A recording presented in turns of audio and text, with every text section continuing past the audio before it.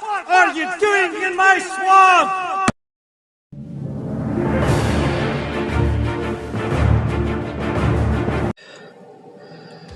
Hello everybody, this is Ogreboy and I'm going to be doing my review for the 2007 movie Ghost Rider.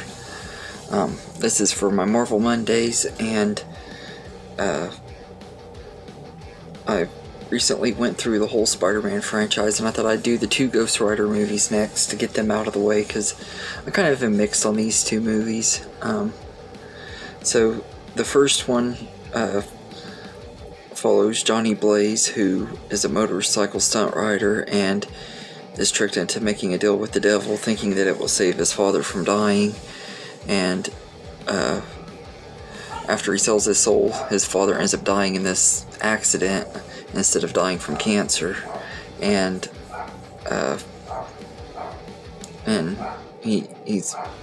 Johnny is trying to hide out and avoid the devil and the responsibilities he's going to be having to take on sending people to hell and stuff. But eventually the devil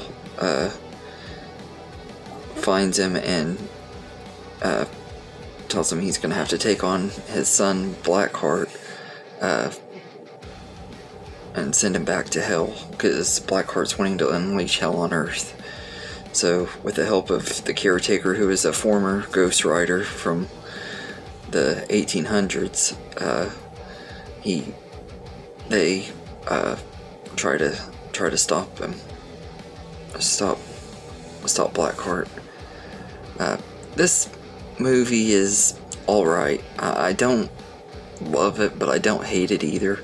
It's one, when it first came out, I enjoyed it quite a bit and everything, but it's one also that I've always felt was kind of just really weird. Like the first 20-30 minutes of the movie I really liked, and then it kind of just takes a dip and everything. The middle is kind of slow, and the ending is just kind of forgettable. Like, I just watched this movie and I already don't really remember the ending very well, like what all happens, except that at the end, after he defeats Blackheart, he's offered to be free and stuff, but he decides he wants to go ahead and keep his power so that he can be there to take on the devil later down the line, which is kind of dumb, seeing the entire movie is he's cursed with this stuff, and he's given up his life with this girlfriend that he was planning on running away with and stuff. It's really dumb, but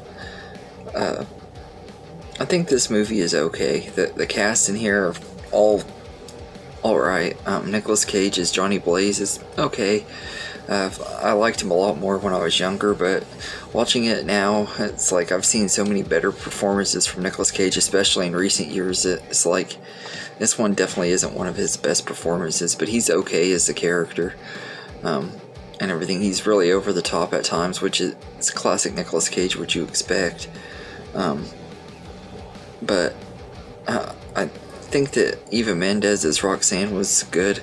Like, she gave a fine performance and stuff, but if you would have taken her out of the movie, it wouldn't have really changed a whole lot. I think that she kind of was just there to be the love interest that is mad at Johnny for leaving her and everything, and he's regretting leaving her behind and wanting to try to fix things with her, but he also doesn't, because he knows what he has to do, and it's kind of annoying and everything. Like, they didn't have to have a love interest for the character in this movie and everything, and while she's fine in the role, they don't really do a lot with her to make her great. Wes Bentley plays Blackheart, the main villain of the movie, and I think he's okay. I think that it could have worked out a lot better if it wasn't for some of the CGI, but I think he was okay as the villain. Not anything super great, but he was alright.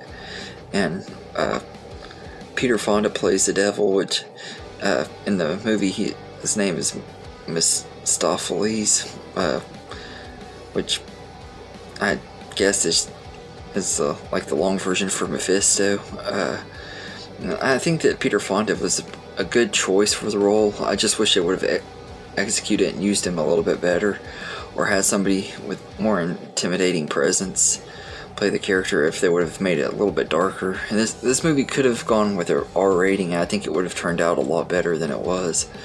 But I think he was fine as the devil. And Sam Elliott plays Carter Slade, also known as the caretaker, the old Ghost Rider that helps him and stuff, and he's really great in here. In fact, my favorite scene in the entire movie is the scene where he turns into the Ghost Rider on his horse, and him and Johnny Blaze are going through the desert and stuff, and you hear the Ghost Riders in the Sky music playing in the background. It's not the song, but like just the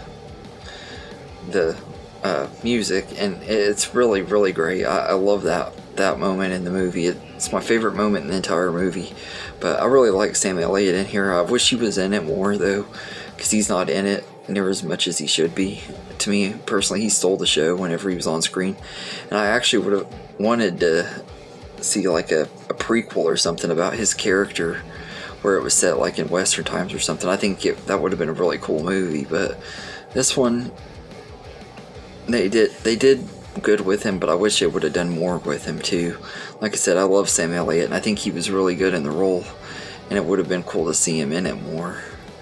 But this movie has some alright, fun, memorable moments, like the one where he's driving up the side of the building was pretty cool, and the scene when he saves Rebel Wilson when she looks like this gothic teenage girl. It's really weird seeing her in this movie, and I didn't even know that was her until I watched it today. It was like, wow, I never recognized her in this movie because it was before she became famous. But she was pretty good in here, and the little bit of screen time she had in it, I liked her. And the little, like I said, she was kind of funny and stuff, like the way she described him and stuff. And when she's describing him to Roxanne and stuff on the news, and that you can tell the cameraman and her are both trying not to laugh and stuff. I think that's kind of funny. But I think this is a fine movie. It's not a super great one, but it has its moments. And like I said, I love the first 20-30 minutes of the movie before he makes the deal with the devil and stuff. Like I love that, and I like the little story between him and Roxanne that just didn't really go anywhere at the beginning of the movie. I liked that at first, but once he makes the deal with the devil and he drives away from her and stuff, it just, to me, their romance just kind of lost interest after that. But I think this is okay. It's definitely not one of the best Marvel movies out there.